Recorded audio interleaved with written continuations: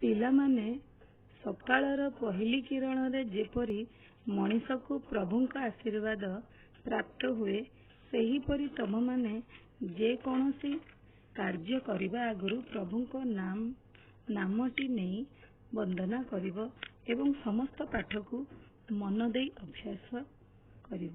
ଯାହାଫଳରେ ଦେଖିବ ତୁମେ ନିଶ୍ଚିତ ଭାବରେ ଏହି କବିତାଟିକୁ ମନେ ରଖିପାରିବ। କବିତାଟି ଗାଇଲା ବେଳେ ଉଚ୍ଚାରଣ ଗୁଡ଼ିକ ଲକ୍ଷ୍ୟ କରିବ ଠିକ୍ ହେଉଛି କି ନାହିଁ।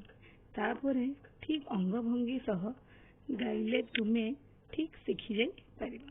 ଏହି ଶୁଭକାମନା ସହିତ ଆସ ଆମେ ଏହି ପ୍ରଥମ ଶ୍ରେଣୀ ପ୍ରଥମ କବିତାଟି ଭଲ ଭାବରେ ଗାଇବା, ଯାହା ନାଁଟି ହେଉଛି ଟୁନା ଟୁନି।